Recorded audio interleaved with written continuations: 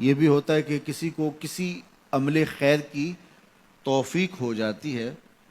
تو وہ اس پر اللہ کا شکر کرنے کی بجائے دوسرے لوگوں کو جو فی الحال اس توفیق سے محروم ہیں حقارت کی نظر سے دیکھنا شروع کر دیتا ہے۔ بعض اوقات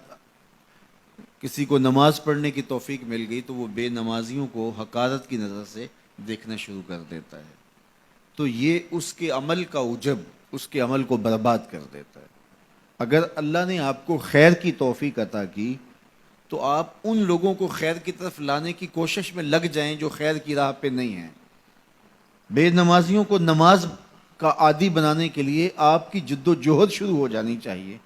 کہ یہ خیر مجھے نصیب ہوا تو اس کو بھی نصیب ہو جائے، نہ یہ کہ آپ کسی کو حقارت کی نظر سے دیکھیں اور خود پسندی کے مرض میں مبتلا ہو جائیں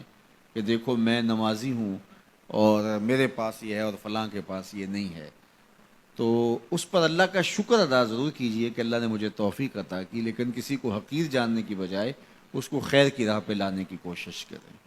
تو یہ آپ کے صالح اعمال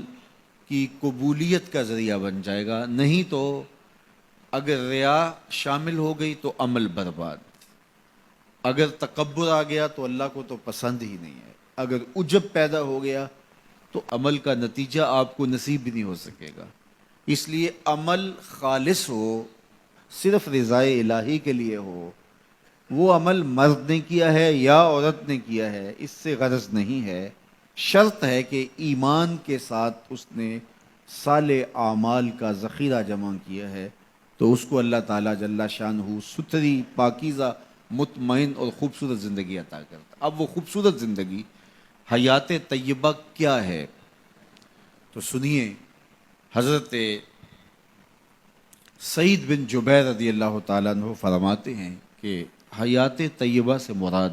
الرزق الحلال ہے۔ اللہ جل شانہ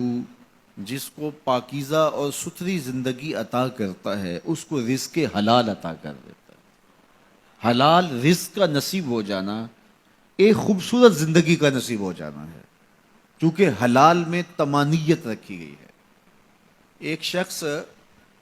جتنا بھی حرام رزق اکٹھا کر لے اس کو اس سے طمانیت باطن، سرور باطن نصیب نہیں ہو سکتا،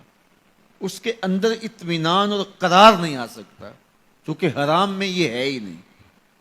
تو حلال تھوڑا بھی مل جائے لیکن ہو حلال تو وہ باطن کی طمانیت کا سبب ہے، اندر کی روشنی کا ذریعہ ہے، اور ایک سرشار مطمئن خوبصورت اور خوشگوار زندگی کی ضمانت ہوتی ہے رزق حلال۔ اللہ ہم سب کو اپنی جناب سے رزق حلال ہی نصیب کرے، اور اگر ہم سچے دل سے یہ عہد کر لیتے ہیں کہ اللہ ساری زندگی تو ہمیں رزق حلال ہی دینا اور ہم بھی ساری زندگی حرام کے ایک لقمے سے بھی اپنے آپ کو محفوظ کریں گے، اللہ آپ کے لیے حلال کے راستے کشادہ کرتے ہیں۔